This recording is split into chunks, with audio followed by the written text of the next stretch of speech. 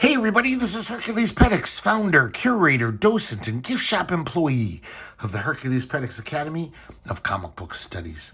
Today we're going to look at Superboy, number 142, another kooky, crazy comic from the cranium of Mort Weisinger and his minions at DC Comics. This came out in 1967, and as we can see by this very cartoony Kurt Swan, George Klein cover, Superboy goes ape in this issue. And this is so typical of Mort Weisinger's little, his modus operandi. So these covers were designed to just set up a totally, zany scenario. So a little kid reading this, seeing this cover, would have to buy it because it's inexplicable. Because this character's saying, I used to be Superboy, but you changed me into a super ape. Now I'll crush you, Clark Kent. So if you're a little kid, you're like, wait a second. Superboy is Clark Kent. And why is Superboy a King Kong now? And it doesn't make any sense. I have to buy this. I need 12 cents and I have to read it. That's my bad imitation of a little boy looking at this cover. But this is just like all these issues, they're wonderfully inane and pretty ridiculous, but in a very entertaining way. So here we go. The first story, Superboy Goes Ape. This is written by E. Nelson Bridwell, pencils by George Papp, and inks by Chick Stone. So, kind of like this art. And it starts off, well, the first page is the splash, like in every issue, that kind of gives us a little teaser of where the story is going to go. But the story really starts off with Clark Kent taking Lana Lang out on a date. All of a sudden, Clark has to excuse himself. And he runs to a nearby phone booth, puts on a Superboy outfit. And the reason why is because the guy at the table next to him in the restaurant who ordered oysters, turns out there was red kryptonite in that oyster. And anytime Superboy goes anywhere near red kryptonite, it has all kinds of temporary strange effects on him. Every time it's different. Once it turned him into a giant, once it made him invisible, once it made him into an insect. And I think we looked at that issue. Or maybe that was another insect-themed issue. So all of a sudden he looks over, he sees an organ grinder. And the organ grinder's monkey, the leash breaks and he runs away. I have this weird theory that I don't think there ever were organ grinders. There's something we all know about from, cartoons. Like you see an old Bugs Bunny cartoon, you totally get it. You see a guy cranking the box and a monkey, you're like, it's an organ grinder. But I don't think anyone's ever actually seen an organ grinder. Even back then. I've never seen a photo of one. But of course I could Google it. But I kind of want to believe that they're almost like Bigfoot. I think they're mythical creatures, the organ grinders. So for some reason, seeing the monkey, Superboy, under the effects of red kryptonite, turns into a monkey. And that's a really well-drawn monkey there. I like that. And of course he's shocked. And then soon his brain starts turning monkey-like. And he becomes dumber and dumber. The organ grinder kind of recruits him to take his monkey's place. And he's a hit. Because he's actually flying around. He still has Superboy's powers. And the organ grinder's loving it. And Lana Lang comes out and sees this spectacle.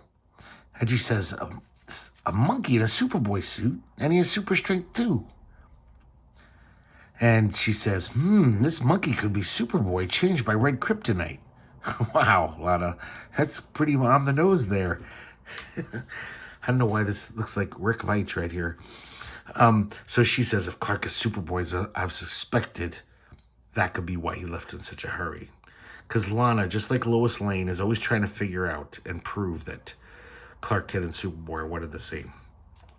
Lana buys some coconuts from Pa Kent, and she lures Super Monkey with the coconuts. And then she has some stupid thing where she gets a license for the monkey, takes him away from the organ grinder, since he doesn't actually have a license for this monkey, and basically adopts him. So, like the old saying, monkey see, monkey do. Everything that Super Monkey sees, he wants to imitate. So he sees a kid flying a kite. So Super Monkey throws this telephone truck into the air, and using his super breath is keeping it aloft, holding onto the telephone cable so it's like a kite. And Lana kind of talks him down from it. But then there's a secondary effect. And all of a sudden, God, that's a really good drawing of a monkey's face. All of a sudden, he starts growing to King Kong size.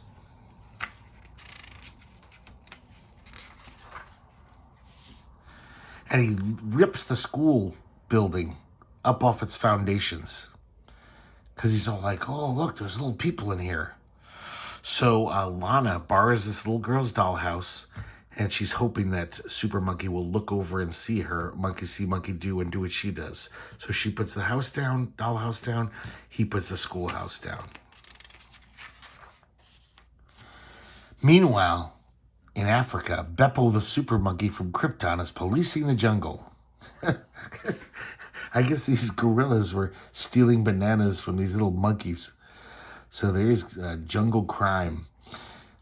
I love Beppo. Look how cute he is. It's like a little munchie. And they have a little mini origin here for kids who aren't up to speed.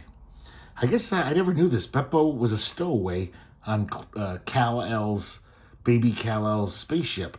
He crawled into the spaceship before it left Krypton. So I guess Beppo's been around as long as Superman. So using his supervision, he sees there's a giant ape running amok, a giant gorilla running amok in Smallville. So he flies over there. And he happens to fly right by that guy who ordered the oysters earlier. So he's got the red kryptonite. He thinks he's going to sell it for a fortune. And so, red kryptonite affects all Kryptonians. So Beppo turns into a Superboy. A super boy-looking person. It's just confusing as hell now. So Beppo, I'll call him Beppo and I'll call him Super Monkey. So Beppo goes to Clark Kent's house, puts on like Clark Kent clothing, and Lana's there. Lana's watching this whole thing. So what we saw on the cover, they actually somehow figured out how to make it make sense. I mean, nonsense, more likely. But, he's saying the same thing from the cover. So Lana will hear it and say, oh, yeah, that's Superboy and that's Clark Kent. So, they're not the same person. He uses a super ventriloquism. And then I guess they kind of get away from the red kryptonite. They go outside the city, so all the effects wear off. But Beppo starts growing, though. And then, once again, they do the whole thing for Lana's benefit. Kind of reenact it.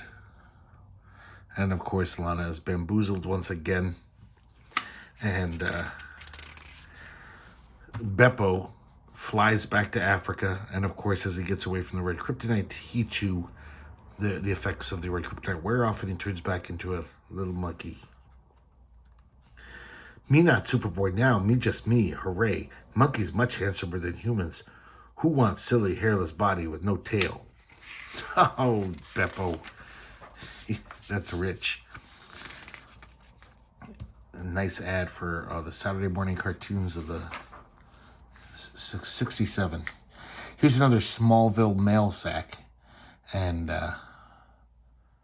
these kids are so dumb. All these questions. The dumbest kids in America. This kid, you have printed stories about Super Baby, Superboy as a teenager, and Superman. How would like to read a tale about Superboy when he was in the 4th grade. Larry C. Burns, 4th grade. Oh, these are pretty funny. And, of course, the editors always give like kind of joking answers. So here we have a Hall of Fame classic, Superboy. That really means they wanted to save money, and this is a reprint from a 1960 Superboy issue. This story is called The Shyest Boy in Town. It's written by Robert Bernstein, pencils and inks by John Cicala with a K. Never heard of this guy before. This is just a ridiculous plot. So apparently the school guidance counselor psychologist, she calls in Ma Kent. She says, we're really worried about Clark. He's so timid. He doesn't do any of the social activities or after school activities. And we think he'd be happier if he just became a woman, trans. No, I'm just kidding. We think he'd be much happier if he'd like come out of his shell and cure his shyness. So Clark gets wind of this. He doesn't like it. He's like, I already have a double life. I'm Clark Kent and Superboy. I don't have time to, socialize. It's, I don't want to have to, start being all hanging out with people and, I got enough to do. So this comic is just basically like 10 different ridiculous plots. The psychiatrist asks all the students to help out. All the students say, yeah, that Clark's a swell guy. We'll help out. And they're just, each one's pretty dumb. There's a dummy, the tackling dummy, and the coach has loosened the rope so Clark will feel like he's a big man by knocking it off the rope. And Superboy super ventriloquizes. That's not a word. He uses his super ventriloquism because he happens to see Crypto flying by. Crypto the super dog. And Crypto destroys the dummy before Clark can, knock it off the thing. Because he basically wants to stay timid. And so he's trying to foil all of these attempts to like give him confidence. These girls, this is actually had the makings of a great porn movie. They're at a party. And all the guys leave. And all the girls are like, come here, Clark. We're all going to play spin the bottle. Didn't you know we girls have a crush on you? I mean, it's every kid's fantasy, right? Fuck being Superboy. Yeah, but of course, Superboy's going to ruin it. So using his super breath, he makes it so the bottle always points to him. And like 20 times in a row. And the girls get frustrated. God, what a simp. God, this art is kind of crude. Some of these panels. Look at that. Oh, God, I'm just trying to, these are all so dumb. They have an election. Who's the most popular boy in Smallville? Clark screws up the vote somehow with his mass super hypnosis. So convoluted. Oh, we have a Cap's Hobby Hints by Henry Boltinoff, like in almost every issue. It's very educational. How to make your plastic models look weathered using talcum powder. I've been trying to get that weathered look for years. Thank God for Henry Boltinoff. So, God, these are so dumb. And this one's so elaborate. I think this is like the school principal. He makes a fake bomb with a bowling ball with a candle in it. And they figure, this will bolster Clark's confidence if he's the hero of the day. So like, Clark, there's a bomb, throw it in the lake. And Clark pretends like his glasses fell off. And so he throws it. He's like, I don't know which way I'm throwing it. I can't see. And he throws it right at the people. The principal and all his fellow students. And they're like, woo, good thing. That wasn't a real bomb. Just hearing myself describe these stories, I feel like a moron. This is so dumb. This comic's turning me dumber. I do like this picture of a Superboy's refereeing a hockey game. And a hockey puck goes right for Superboy and he catches it in his mouth like a biscuit. So then I guess Superboy comes up with a plan. He's like, first the last plan they have is, hey, you like Superboy just like everyone else. We're going to get Superboy to loan us a Superboy uniform for you to wear so you'll feel super about yourself. And so Clark Kent starts wearing it. And then all of a sudden, he starts acting like a big show-off and super conceited. And he just basically elbows his way into this football game. And the coach says, I want you on my team. He's like, you can't teach me anything. I'm a one-man team just all by myself. And the coach says, we don't want any swell heads on our team. And so he just goes around being this boorish, egotistical asshole to everyone. At the dance, he's like whipping girls around. And he runs for class president. He has a kissing booth. And everyone gets fed up with them. And they're like, oh man, starting to miss that old timid, mild-mannered Clark Kent. This guy's an asshole. He's really turned into an asshole because of that Superboy outfit. And then the whole trick is that, Clark Kent in his Superboy outfit all of a sudden says, hey, actually, I'm Superboy. I've been pretending to be Clark Kent all week to show you guys that, you shouldn't try to change people's personality. A person has the right to live his own life without interference. There's a really valid lesson here. And then he points to Clark Kent. Once again, how the hell is that possible? And, of course, as he flies away, he says, little do they know that Clark Kent is a robot. That's one of my Clark Kent robots. And for some reason, his hair turns green in this panel. I don't know if it's gamma radiation or something. But all's well that ends well. The psychiatrist basically says she's going to back off and stop being a meddlesome pain in the ass. And Clark realizes that everyone prefers the shyest boy in town to the boldest. Most of all, me. God, what a dumb story. It's so idiotic. But it's fun as hell. Because believe me, every 2 panels, I'm like, what the hell are they doing? It's unfathomable. Man, why can't they make comics that look like this? I love this kind of design, showing you all like little blurbs. That's just so buyable. How could you not buy that if you saw that on the stands? We got direct currents with news of upcoming titles. And kind of a wicked ad. I tried to look it up and see if who drew this. I wonder if anyone knows, because that's pretty cool looking. A lot better than the art inside this comic. But then again, Aurora Models had a lot more money than DC, or was willing to pay their artists more.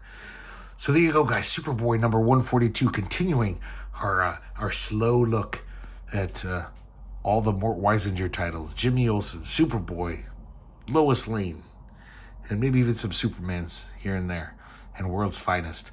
But I hope you enjoyed this issue. It almost seems like the wrong word, because these are so enjoyable, though. I can't get over how much fun they are, but they're just so dumb. I just can't get over that either, that they just underestimated the intelligence of the average American kid so much back then. And but I guess they bought them, so I guess maybe Americans are pretty dumb. That could be argued. So that's it for tonight's video. Hope you liked it, and I hope to see you next time here at the herculespetix Academy of Comic Book Studies.